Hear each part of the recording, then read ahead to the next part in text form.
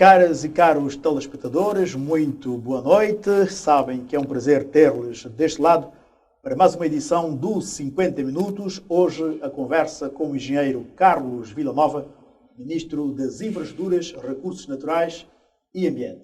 Sr. Ministro, muito boa noite e obrigado por ter aceitado o nosso convite. Como é que caracteriza o estado atual das infraestruturas no país? Boa noite e muito obrigado também pelo convite. As infraestruturas, sabe, em qualquer lado do mundo e muito particularmente em São Tomé e Príncipe, constituem bens que proporcionam o bem-estar às pessoas e que também são fatores de desenvolvimento. Isto para dizer que sem infraestruturas de base, por exemplo, estará comprometido toda e qualquer ação para se proceder a um desenvolvimento harmonioso, sustentável do país. Bom, neste setor das infraestruturas podemos vê-lo de forma sectorial, porque ele é abrangente, é grande como sabe. Nós, no domínio das estradas, portanto, posso dizer que as vias de comunicação são um fator essencial para fazer a ligação das pessoas e dos bens e permitir, portanto, que a comunicação se faça de forma fluida e boa, não perdendo tempo e não danificando também os bens nem os equipamentos. E nesta matéria das estradas, nós, em São Tomé e Príncipe, temos três tipos, principalmente de estradas. Temos as estradas nacionais, que são três, e temos as estradas secundárias e também temos as estradas terciárias.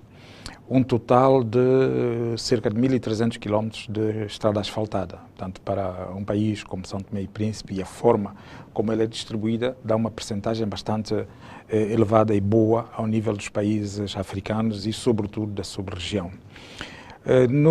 Nas estradas nacionais, com as três, nós andamos por cerca de 135 km de estradas nacionais e asfaltadas.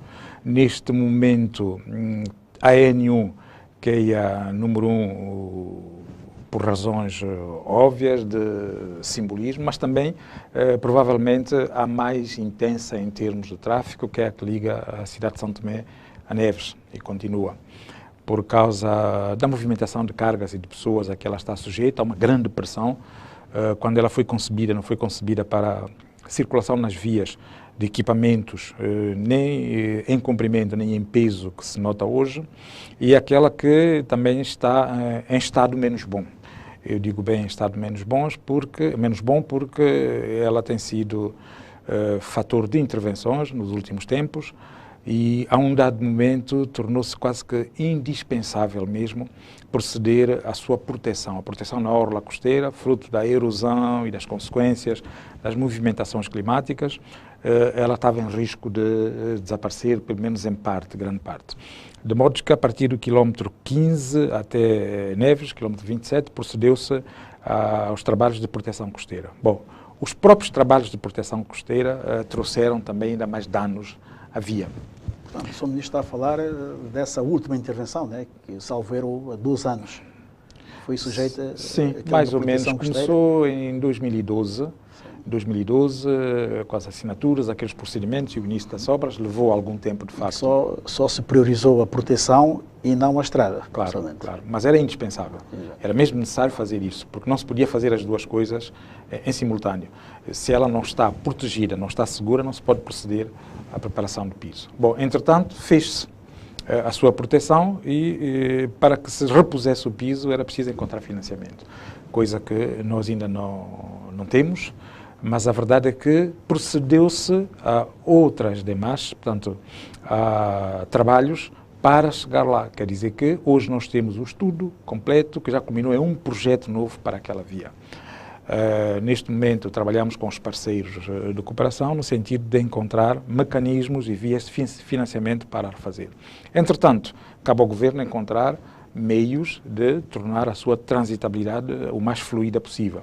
Foi o que nós fizemos há sensivelmente 1 ano, mas entre Praia das Conchas e Neves, que estava em muito melhor estado que o restante trouxe, e neste momento estamos a proceder à parte da cidade de São Tomé até a Praia das Conchas, que está em andamento e também assim vamos conseguir melhorar a circulação naquela via. Sr. Ministro, mas, segundo informações, o Governo tem já, digamos, estudos praticamente elaborados para a modernização, digamos assim, dessa Estrada Nacional número 1 até, portanto, a cidade de Neves. Pode-nos dizer como é que está o projeto, o que é que falta para o seu arranque, digamos assim?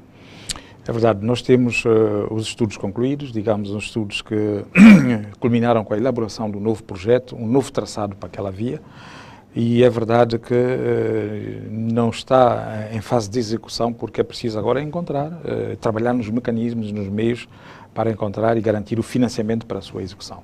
Sabe que este troço é um troço que custará bastante dinheiro, normalmente as estradas não são baratas, mas nós estamos a falar de uma estrada cuja pressão sobre ela e cuja frequência de movimento em termos de equipamentos, bens e pessoas é grande, é elevado, e torna necessário definir uma nova tipologia, coisa que foi feita. E com esta nova tipologia, então, em função do que são os estudos que nós já temos concluídos, foram efetuados com o apoio da União Europeia, nós, junto aos nossos parceiros tradicionais de cooperação, temos estado a procurar mecanismos e formas de financiar este projeto.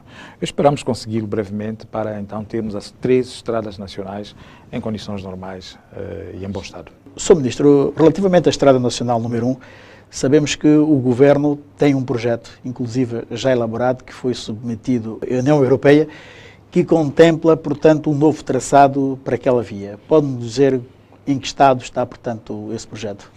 Efetivamente, depois da conclusão dos trabalhos da proteção da orla costeira para aquele mesmo piso, portanto, para a Estrada Nacional número 1, procedeu-se a um estudo que culminou na elaboração de um projeto que tem um novo traçado. Em partes, não é em toda a estrada, em todo o troço, mas grande parte dele conhecerá uma nova tipologia, mais adaptada às necessidades atuais, à situação atual, quer em termos de circulação de equipamentos, de pessoas e de bens. E nós entramos numa fase que é a fase de acerto e procura de financiamento para a sua execução, o que está sendo feito também junto aos nossos parceiros tradicionais, porque pelo valor que se prevê para a execução do projeto, portanto, os meios internos não serão suficientes para o fazer. E estamos a falar em quantos, em que montantes mais ou menos necessários para a execução desta obra? Sem exagero, ultrapassará os 50 milhões de euros. Portanto, logicamente que esse projeto tem em conta também a queda, portanto, das pedras que há por aquela via. Sim, haverá grandes trabalhos a serem feitos, até porque haverá uma largura de faixa superior à atual, o que vai fazer com que tenha que se fazer algum trabalho de engenharia junto às montanhas, sobretudo em alguns pedaços, em alguns troços da estrada. E como é que está a sensibilidade dos parceiros, nomeadamente em termos desse projeto? Isso trabalha-se, nós temos estado a trabalhar com eles, nota-se por parte de alguns deles vontade em colaborar, em cooperar, isso faz parte do quadro da cooperação e nós acreditamos que vamos conseguir fechar esse dossiê para que se possa então proceder à execução deste projeto. Já existe um time mais ou menos para isso? Sabe, é difícil calendarizar, até porque esta fase de negociação, esta fase de esse tipo de procedimentos pode ser mais ou menos moroso, mas tudo dependerá de como é que, junto aos próprios parceiros, junto à própria situação financeira internacional, nós também poderíamos tratar desse assunto, lidando com essa questão de uma forma. Porquê? Porque hoje um troço de estradas, para ter financiamento externo, é preciso que ele seja também visto na vertente económica, o que aporta à economia. E esta é uma daquelas que, de facto, reúne as condições para que isso seja feito. Exato. E, portanto, quanto às estradas, Estrada Nacional número 2, sabemos que não existem problemas de maiores. Sim, a número 3 acaba de ser concluída, mas nós temos outros troços de estrada em que temos estado a intervir. Apesar da situação económica difícil, posso lhe dizer que tudo junto nós conseguimos executar um trabalho bastante positivo. Basta lhe dizer que muitos troços estão concluídos, outros estão em fase de conclusão. Nós temos o troço aeroporto Praia-Gamboa, que está na sua fase final, Conde, Micoló, Fernão Dias, que também está em fase de conclusão, portanto, grande parte está terminado. Falta exatamente a parte terciária, porque o Conde Micoló podemos chamar um troço secundário, mas micro-locundo é um troço terciário. Isso para que eu dê em termos de exemplo, para que as pessoas percebam como é que são qualificadas as estradas. Nós concluímos Pantufo São Marçal, concluímos Água Crioula Batepá, nós concluímos São Fenícia Folha Fede, portanto há todo um conjunto e séries de troços de estradas que já foram feitos. A N3, que é o rosto mais visível, Penha, Boboforo está em andamento, nós já iniciamos Boa Morte, Oco del Rei, portanto, para que seja refeito. Está em curso também Palha, Margarida Manuel, Diogo Simão Gleba. Como vê, há todo um conjunto de ações que, há momentos ou por momentos, as pessoas não se dão conta, mas a verdade é que há um conjunto de atividades que estão em curso que é para melhorar a condição das vias de comunicação. Portanto, mas relativamente à Estrada Nacional número 2, que liga, portanto, a cidade capital a Porto Alegre, depois da zona de Ribeira Peixe, o estado das estradas começa, portanto, a ter ou a desejar alguma preocupação. O Governo tem conhecimento da situação dessa estrada? Temos conhecimento da situação deste troço, aliás, ele está inscrito. Nós queremos e tudo faremos para que ainda seja possível fazer o lançamento deste troço ainda este ano. Vamos trabalhar para isso. Portanto, temos consciência e sabemos da necessidade que é, até para complementar o restante troço. Nós vamos trabalhar nesse sentido para que ainda este ano se possa fazer o lançamento da reparação deste troço, entre Ribeira Peixe e Porto Alegre. A duração dos materiais, se calhar, a duração das obras de tapagem do buraco não leva muito tempo. Eu, ultimamente, tenho o caso, ouvi o segundo diretor a dizer que as obras levariam pelo menos um ano, se foi no ano passado, mas em menos de 6 meses, com a época de chuva que tivemos, as mesmas vias ficaram totalmente esburacadas, o que levou a uma nova tapagem de buracos. Eu não sei se os materiais usados, portanto, nessas obras estão devidamente certificados, se são materiais verdadeiros ou não. O que é que tem a dizer por isso? Bom, sabe, isto leva-me a fazer um recuo e fazer algumas referências para que se perceba um bocadinho melhor. Não sei se coloquei bem a questão. Claro, muito bem. Muito bem, porque vai permitir, de facto, dar mais algum esclarecimento. Bom, onde é que se registram os maiores troços danificados em termos de buracos? Dentro da cidade capital ou na sua periferia. A Estrada Nacional número 1 é um caso particular que nós vimos e que eu já expliquei por causa da proteção e tudo aquilo. Durante muito tempo não se interviu. Mas o traçado na cidade e a sua periferia mais próxima são dos finais dos anos 50, 60. Está a ver? Nós estamos a falar de estruturas feitas num contexto e usando uma tipologia que hoje já não é que se adequa. Repare na Estrada Nacional número 2, que vai a Angulares, número 3, que vai a Pousada Boa Vista, e veja a tipologia desses troços, desses pisos, se tem alguma coisa a ver com os outros.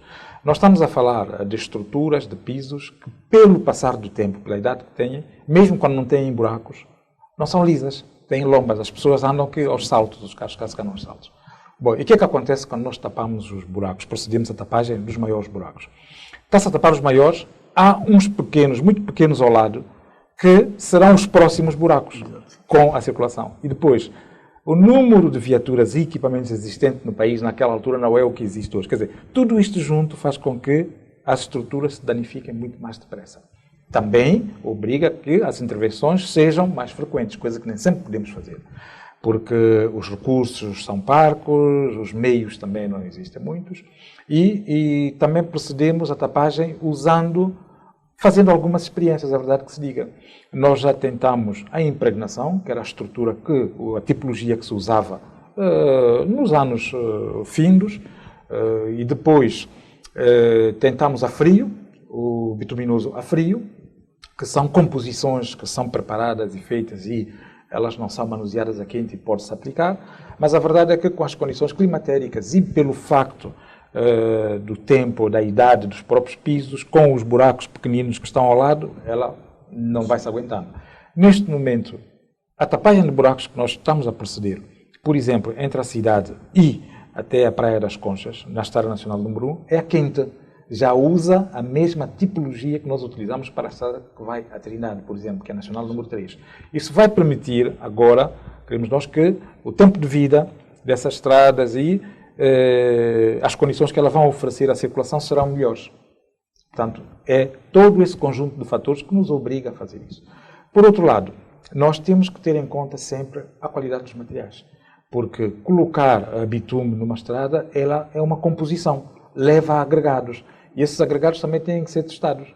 Bom, o nosso laboratório de engenharia civil tem condições de proceder a testes dos materiais, mas não tem condições de proceder a todos os testes, o que faz com que, muitas vezes, nem todos os diagnósticos são os melhores, até porque os agregados não vêm todos da mesma proveniência, não têm a mesma qualidade.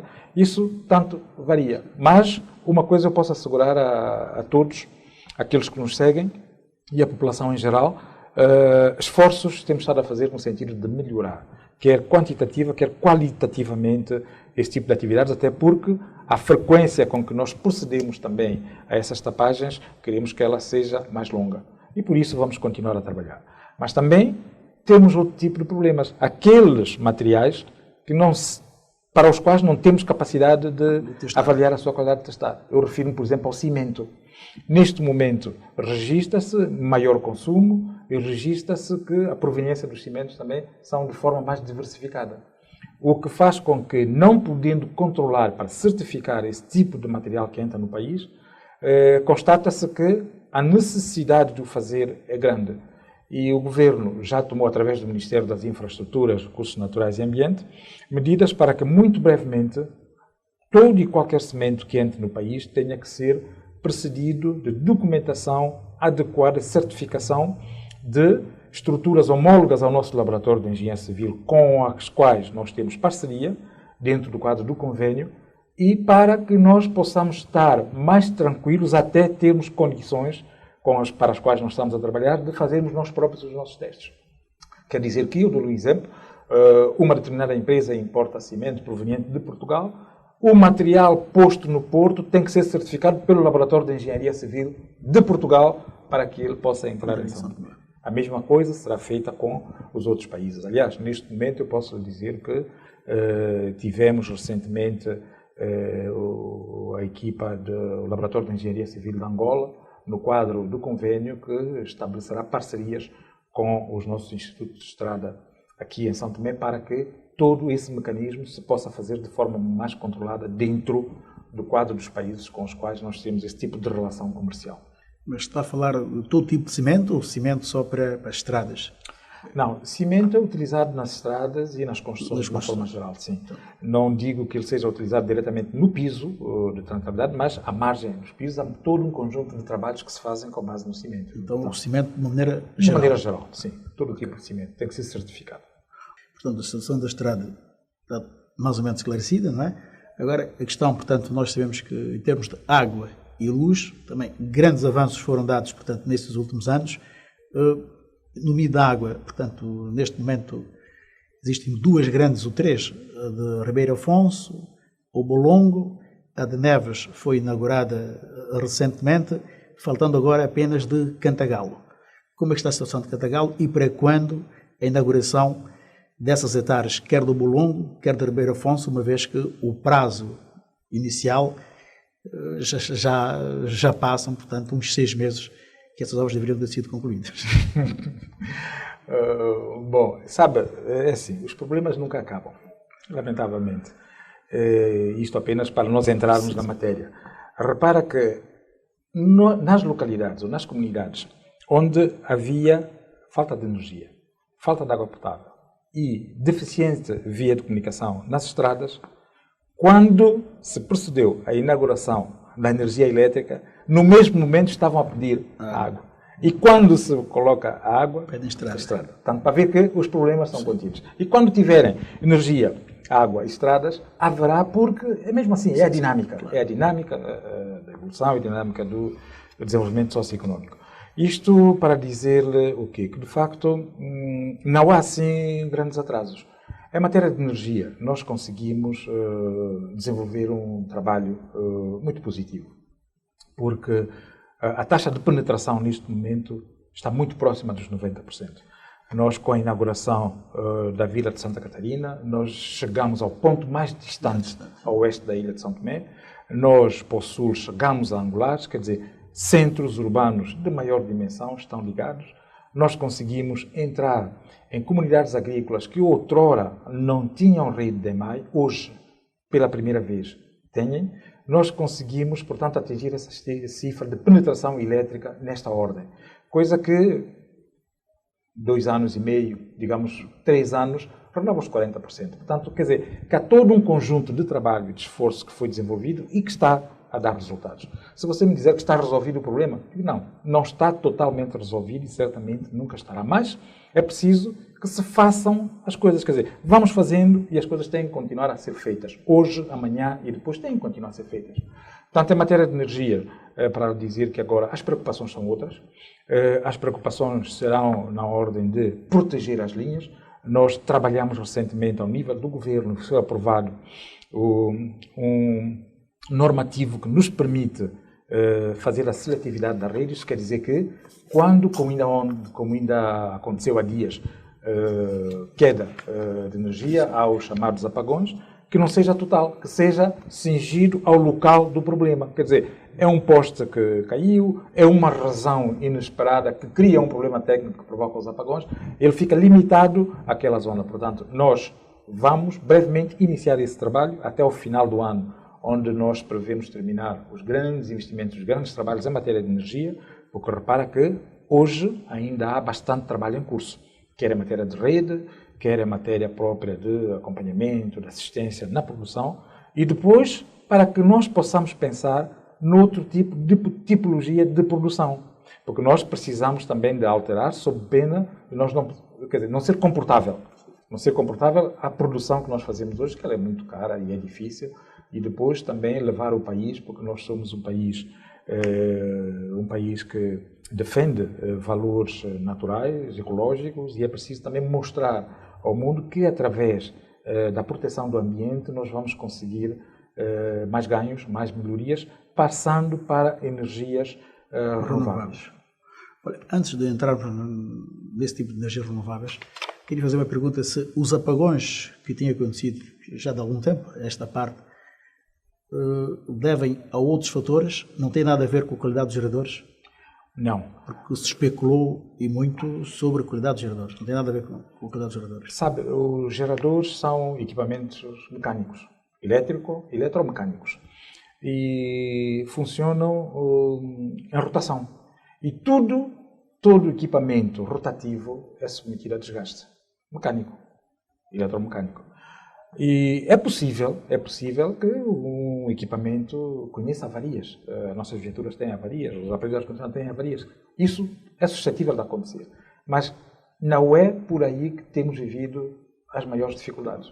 Nós tínhamos grandes problemas de rede de distribuição, mas grandes problemas. Ainda temos alguns.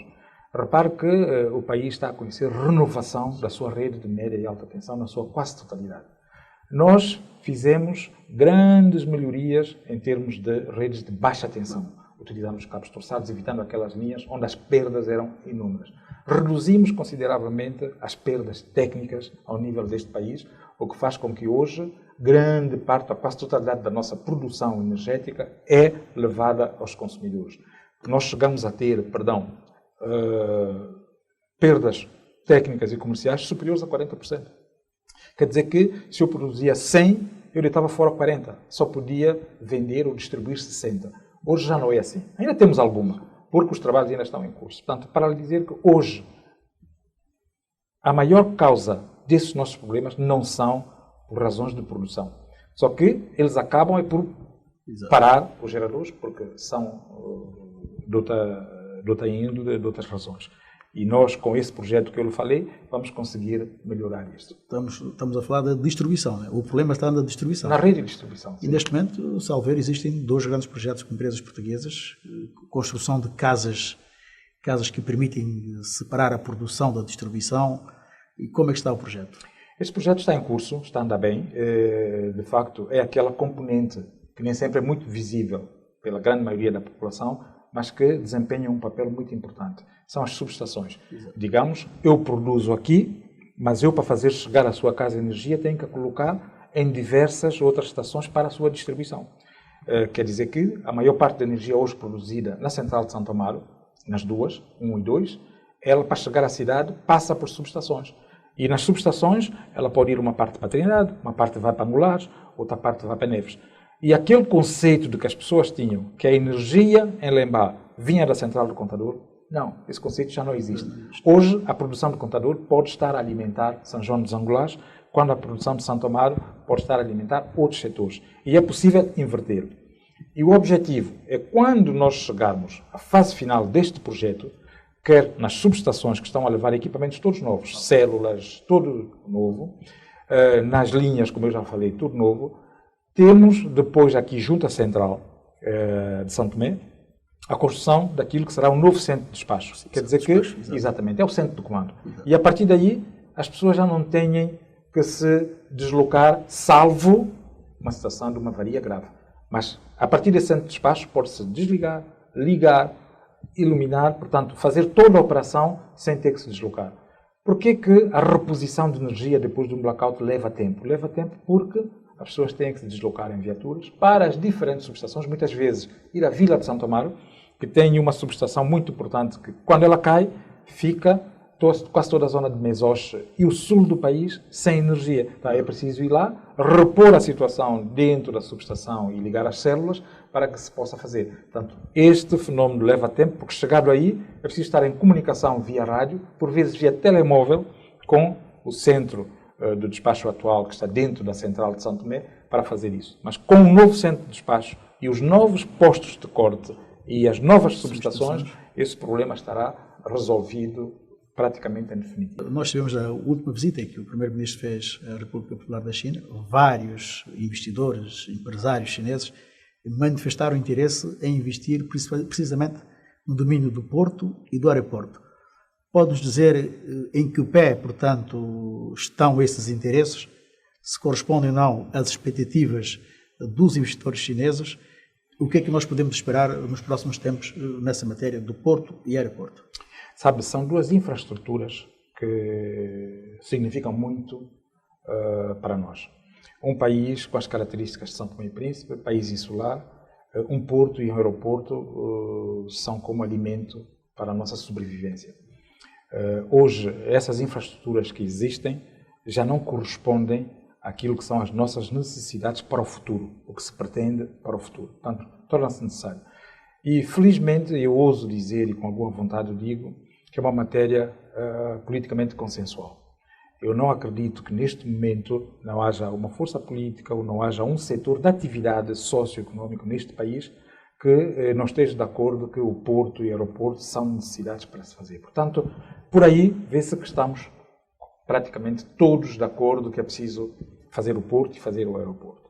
E isso torna as coisas uma forma mais evidentes, mais claras.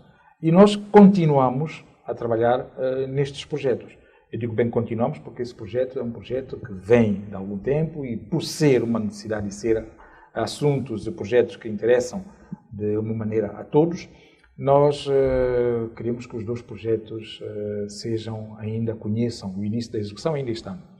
É verdade que, neste momento, o parceiro China, a República Popular da China, é um parceiro privilegiado nesta matéria para que estes projetos possam ser executados. E, depois da visita à China, depois da retoma das relações diplomáticas, agora encontramos num processo de definição do quadro de cooperação. É preciso definir e, em função da definição desse quadro de cooperação, saberemos em que modalidade, de que forma vamos desenvolver esse projeto. Porque, se me perguntam, é nossa vontade? É nossa vontade. A vontade só não executa. Então, preciso trabalhar, criar as condições para o fazer. E, neste momento, estamos empenhados e tem sido feito muito trabalho, posso lhe assegurar, ao nível do governo. Portanto, esses projetos extravasam a simples capacidade e competência do Ministério das Infraestruturas, pela sua abrangência e pela sua importância, mas posso lhe assegurar que estamos a trabalhar e muito empenhados nesta matéria para que esses projetos conheçam a luz do dia e venham a ser uma realidade em São Tomé e Príncipe. Já para este ano? Tudo indica que sim. Ok. Sr. Ministro, já que estamos a falar das grandes infraestruturas, qual é o ponto da situação das grandes empresas do país que estão sob a tutela do seu Ministério, nomeadamente a IMAI, a Enapor e a Inasa? Bom, sabemos que estão numa situação não muito privilegiada em termos financeiros. Até mesmo há informações que apontam para uma falência técnica de uma dessas empresas. Isto corresponde à verdade? Bom, já nem é uma questão de corresponder à verdade. Repara, citou-me empresas públicas, onde o único acionista é o Estado santomense. Empresas necessárias, empresas cujo papel são de importância extrema, sob diversas formas, com uma carga social muito forte, uma componente social muito forte, e que é preciso olhar para elas com outra dimensão e outra forma. Porque qualquer empresa, por si só, tem que ter um caráter empresarial. Ela tem que funcionar dentro das normas e dos parâmetros empresariais esperados. Digamos que quem tem, neste caso é o Estado que tem, mas o Estado espera da empresa que ela funcione bem, que ela dê lucros, que ela comparticipe também em termos financeiros no desenvolvimento do país. Porque não são empresas puramente sociais. Eu não posso ter empresas desse tipo que todo o seu esforço, todo o seu desenvolvimento se resume a suportar custos operacionais que muitas vezes eles próprios não podem suportar. Tomemos o caso da EMAI. Muito investimento tem sido feito na EMAI, mas a EMAI por si só não é capaz de fazer esses investimentos. Mas o Estado, sendo dono da empresa, o acionista da empresa, criou condições para que esses investimentos sejam feitos. Mas espera retorno da EMAI. O que digo em relação à EMAI é válido para a ENASA, é válido para a ENAPOR, é válido para os Correios. Portanto, essas empresas têm que se tornar de alguma maneira sustentáveis. Através das direções que o Estado coloca para as dirigir, através de todo o mecanismo social e estruturas criadas na empresa, inclusivamente os próprios trabalhadores, de forma organizada e no seu todo, de acordo com as competências e funções de cada um. Por que eu digo isso? Eu digo isso porque muitas vezes essas coisas acabam sendo mal interpretadas. Porque se toma uma medida de estruturar e fazer, dar maior funcionalidade à empresa, é porque se está a combater os trabalhadores, é porque de alguma maneira é mal interpretado e feito. Não. O que está em causa não é isto. Se elas não se tornam sustentáveis, elas não poderão sobreviver. Elas não estão falidas hoje. Elas estão tecnicamente falidas há muito tempo. E isto não é novidade, é preciso que diga. Todas elas. Todas essas empresas estão tecnicamente falidas. Empresas que têm custos de operação a rondar muito próximas de 80%. Elas não podem resistir. E os rendimentos nem chegam a pagar os salários. Não, casos. Não. Quer dizer, aí encontra-se sempre forma de fazer. Aí encontra-se sempre forma de fazer, porque está em causa o trabalhador, a sua subsistência, mas agora a estrutura da sua organização é que não é comportável. Porque ela vai estar constantemente a consumir os seus próprios recursos, a ponto de depois dela não ter mais recursos para sobreviver. E o apelo que nos foi feito recentemente, e eu penso que é a partir daí que tem essa informação, numa das visitas do Banco Mundial, aponta neste sentido. Portanto, temos um relatório preliminar, eu pelo menos tive acesso, que diz que, de facto, que se não se olhar de dentro e não se, de facto, reformar a estrutura e torná-las funcionais de forma sustentável, elas não poderão sobreviver. Porque algumas delas já correm o risco de se tornar irrecuperáveis. E é preciso que se faça qualquer coisa. Isso e então é uma matéria para o governo. Exato. Passa por muitas formas. Pode passar por muitas formas. Delas, se calhar, é alteração do próprio modelo de gestão. Passar para o setor privado. Com os investidores chineses a bater à porta do país, sabemos que há interesse de vários investidores, mesmo portugueses e chineses, tanto franceses. O governo não puder a hipótese de vir a privatizar uma dessas empresas? Ainda não chegamos lá. Neste momento não é a questão. Este momento, de facto, digo o que lhe disse, é que o problema precisa que se olhe para ele de dentro e que se faça perceber que é necessário fazer isso. Porque é uma das possibilidades. Mas temos que trabalhar no sentido de encontrar formas de poder... Porque é possível. É possível. É possível inverter este cenário. Mas ela só pode ser efetuada com a participação de todos. Sobretudo de todos quantos estão na empresa. Porque eu não acredito que haja um trabalhador dessas empresas que esteja interessado no seu encerramento.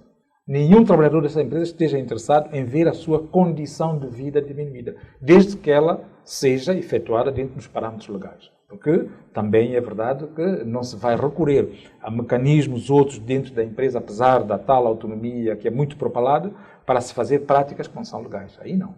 Aí é preciso corrigir e temos estado a fazer esse trabalho. Mas da parte do governo terão todo o acompanhamento, todo o suporte para que nós consigamos inverter esse tipo de coisas. E estamos a trabalhar, ultimamente ainda estivemos com os parceiros organizados relativos a essas empresas, fizemos compreender a situação e eu penso que as pessoas estão cientes de que é necessário nós invertermos isto tudo e vamos trabalhar neste sentido. Agora, os diferentes cenários, só depois de uma análise mais profunda ao nível do governo, que nós poderemos saber o que é que se pode fazer. Ok, o Sr. Ministro, uma questão também, fui informado que temos mais ou menos 10 minutos, há uma questão um bocado abrangente, tem a ver, por um lado, com a questão da construção de habitação, o abate indiscriminado de árvores, que embora não sendo apenas da sua tutela, ou seja, da tutela do seu Ministério, portanto, a extração gerada de inertes, quer na praia e também nos rios. Temos a questão do abate indiscriminado de árvores para construção, isto falando em termos apenas de construção, estamos a falar de construções habitacionais. O que é que nós podemos esperar para o campo habitacional? Sabemos que a população está a crescer, as pessoas têm cada vez mais necessidades de construir, muita gente está a optar por casas de madeira, outras por casas de betão, ou seja, cimento, e, quer dizer, há toda uma conjuntura, diria, negra nesse domínio. Desde logo a questão do próprio ordenamento, ou espaço próprio para essas construções.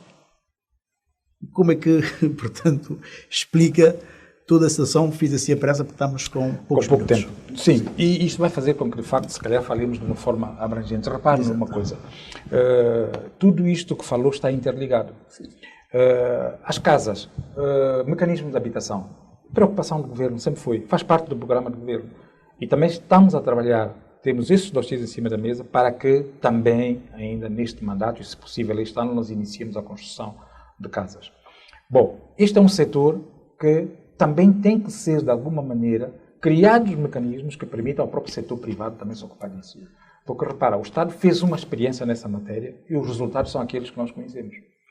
Você me dirá, não, se calhar o mecanismo comercial não foi o melhor. Bom, em causa muitas coisas, mas a verdade é que temos que encontrar mecanismos... Esse modelo não foi mais adequado. Não foi mais adequado, minimizou, mas não resolveu os problemas.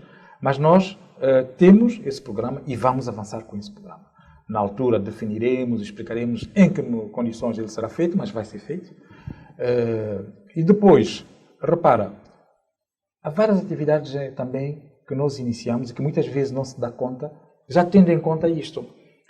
Tivemos projetos pilotos utilizando materiais alternativos à madeira, ao cimento e à areia, para, na possibilidade de ver se eles seriam aplicados e massificados na sua utilização para a construção de novas habitações, mesmo no foro privado.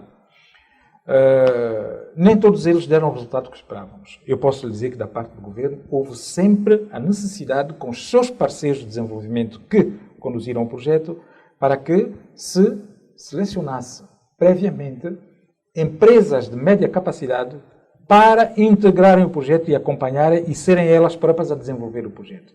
Não resultou muito, eu refiro-me às casas à chegada do Guadalupe, que foram feitas em adobe, praticamente em barro, tudo natural, com muito pouca madeira e pouco cimento.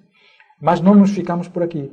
Temos um outro projeto que está a ser desenvolvido com o Brasil, em Almerim, de casas de solo cimento. Utilizam pouco cimento, pouca areia e utilizam argila. E essas já com uma consistência melhor e também selecionamos a empresa local para fazer o acompanhamento e desenvolvimento desse projeto, por forma a que elas apropriem-se da tecnologia e possam desenvolver no futuro esse tipo de habitações. Portanto, aí nós já estávamos a trabalhar em mecanismos de combate ao corte discriminado de árvores. Porque, repara, é verdade que o abate continua a ser feito de uma forma discriminada, que não é aquela que nós pretendemos. As pessoas, por uma questão cultural, constroem mais em madeira. Mas hoje a construção em madeira, eu posso dizer, está a haver o problema. E as pessoas é preciso que elas tenham noção disso. E com esses projetos, qual é o objetivo?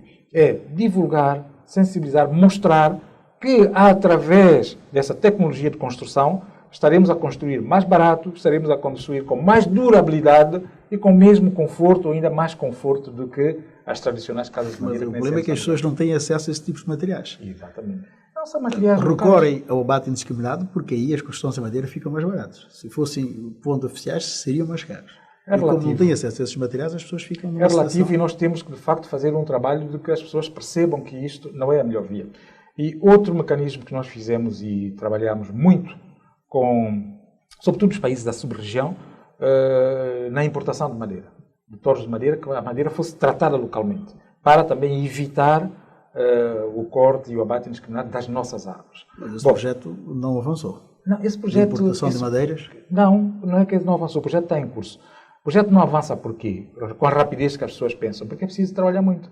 É preciso que também esses países estejam na disponibilidade de acordo e com alguns deles, inclusivamente, com documentos assinados. Agora, são processos com implicações financeiras também. E depois, o papel do Estado é criar condições para que ele se faça, mas que o próprio setor privado também entre nisto. Porque há matérias que não podem ser deixadas ao Estado, porque nós estaríamos, como há um bocado falamos das empresas, quer dizer, o Estado acaba por desempenhar um papel paternal que tem que ser desempenhado, mas que não pode ser levado até este nível. Hoje, tudo gira. É o maior empregador, é o maior cliente, é o maior fornecedor. Quer dizer, o Estado é o dono do país. Temos que pensar isso. E a questão da lei da extração exagerada de inertes, nomeadamente da areia e tudo isto, eu sei que existe uma lei que está em estudo, que é para a lei dos inertes, que já inclui a extração da areia da praia, também dos rios, e também, ao abrigo dessas leis, prevê-se multas aos infratores. Portanto, como é que está? Eu sei que essas leis ainda não foram aprovadas, não sei se já foram submetidas ao Governo. Tem alguma informação? Sim. É uma lei que, de facto, nós temos estado a trabalhar há algum tempo, pelo menos o Ministério tem estado a acompanhar e feito o necessário. Ela já conheceu diversas fases, está neste momento ao nível do Ministério das Infraestruturas, já a ser ultimado para ser submetido ao Conselho de Ministros. Levou tempo, mas fez todo o procedimento, conseguiu-se fazer a sua apresentação pública, recolha de contributos, tudo feito dentro dos prazos e fases. Eu recordo-me bem que há coisa de 2 meses, mais coisa, menos coisa, nós fizemos a apresentação pública durante uma manhã, com a intervenção de vários atores e dirigentes aqui deste país que acompanharam. Procedeu-se a um período de abertura de recolha de subsídios, o que foi feito, o dossiê está fechado e está neste momento ao nível do Ministério das Infraestruturas que vai. Mas fez bem em abordar essa questão, porque também aí é preciso clarificar algumas coisas. Bom, nós conseguimos fazer com que se minimizasse os danos causados pela extração ilegal e tal das praias, quer dizer, depois, de facto, nós temos avançado bastante na destruição de algumas delas. Hoje a extração faz-se ao largo, dentro da Bahia, mas eu quero que as pessoas saibam que há estudos que permitem que essa extração seja feita. Talvez os equipamentos não sejam os mais adequados, mas agora, neste momento, repare que se nós não procedermos à extração por esta via, não haveria areia praticamente no país. Iniciamos estudos também para a produção de areia mecânica, através, quando se faz o tratamento da pedra e dos outros inertes, produzir também areia. Há uma entidade privada que já faz essa experiência, nós temos conhecimento, mas ao nível do ambiente nós temos também e vamos entrar para um estudo mais aprofundado. A extração por sucção no mar é feita também com estudos, temos estudos em matéria do ambiente que permitem e definem os locais onde essa extração pode ser feita. Portanto, nós temos outro local que também poderá ser feito a extração por esta via. E vamos desenvolver também muito brevemente a produção da areia mecânica, tendo em conta o futuro próximo do desenvolvimento das grandes obras que aí venham em matéria de produção de areia, para também aliviar um bocadinho a extração que seja só marinha. Porque a areia que vem do mar, quando a pressão é muito grande, digamos, a procura é muito grande, ela não tem tempo de curar-se, de ser suficientemente tratada, e ela vai para a construção em condições menos adequadas, digamos, com sal, salgada, quer dizer, põe em causa outro tipo de coisas. Isso tudo está a ser feito. Portanto, vê que é um pacote, é um mecanismo grande e nós estamos a trabalhar nesse sentido. E depois, outro assunto que não é menos importante, o Ministério das Infraestruturas não tem competências para autorizar extrações de areia. Quer dizer, eu soube, ouvi, fui submetido quase que a um tratamento de choque Quando se vê extrações que não são ilegais porque são extrações de alguma forma autorizadas, são situações em que há conhecimento ao nível das autoridades do país, porque elas estão protegidas por militares, mas essa autorização não é dada pelo Ministério das Infraestruturas. Portanto, quando se conota o Ministério das Infraestruturas, nós temos um papel de opinar, de dar pareceres, fazer estudos e dizer é possível fazer-se aqui, não é possível fazer-se aqui.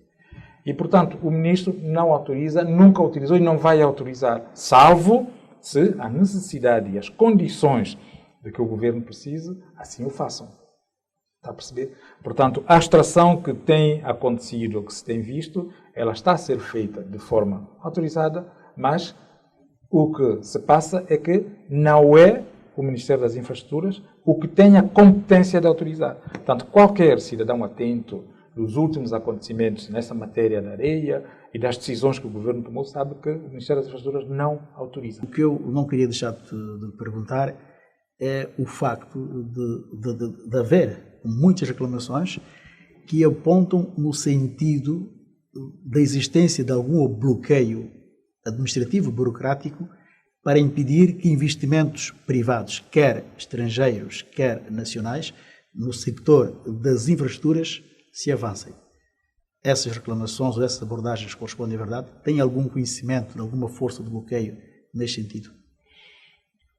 Bom, ao nível das infraestruturas ou ao nível do país em geral? Quer dizer, neste caso, ao nível das infraestruturas. Eu falo de investimentos privados para o setor da habitação, energias renováveis, que são os mais frequentes. Bom, está bem. Repare assim, eu tentei clarificar a situação, porquê? Porque nós nos confrontamos, de facto, com duas linguagens quase que diferentes neste país. Uma é a linguagem da abertura e da atração que o governo promove para que o investimento privado se realize, e o outro fator é a máquina obsoleta que é a nossa administração. Nós temos uma administração que tem hábitos que vêm de trás, de muito tempo. Não se adequou suficientemente no tempo. E essa administração, por vezes, em matéria de execução, ela quase que se mete ou desempenha um papel, talvez por excesso de zelo, talvez por não perceber bem o papel, de bloqueio de alguns. Mas deixe-me também dizer-lhe que se um investimento concreto, privado, estrangeiro ou nacional, ele não é executado, certamente porque ele não obedeceu ou não cumpriu os parâmetros todos exigidos. Porque nós não estamos à altura de receber de ânimo leve qualquer proposta, qualquer manifestação de interesse e dizer que sim, avance, sob pena de comprometer o próprio Estado, criar problemas ao próprio Estado e ao próprio país. Não vou citar os exemplos, mas nós temos alguns que nos custaram bastante suor e alguns estão quase a custar sangue. Quando digo sangue é esforço. Mas eu concluo rapidamente. Para lhe dizer que das manifestações de interesse nós temos, mas a maior parte, ou grande parte dessas manifestações de interesse não conseguem reunir condições para avançar. Porque há critérios. Nós próprios, estando nós submetidos a um programa com o Fundo Monetário Internacional, há parâmetros e há condições que temos que obedecer. Nós não podemos, de maneira nenhuma, pegar num projeto que me diz que eu tenho financiamento, eu ponho aqui, e quais são as condições que o Estado tem que dar? Eu tenho que as analisar. Eu não posso comprometer o país a qualquer preço. Eu estou a falar, eu, na primeira pessoa, mas estou a falar em nome do governo. Portanto, o que se passa no Ministério das Infraestruturas, passa-se no outro Ministério.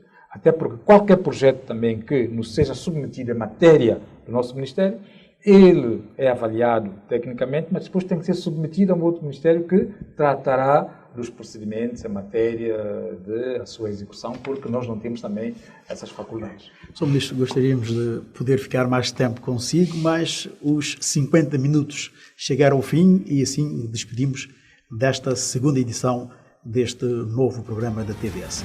A todos, o nosso muito obrigado e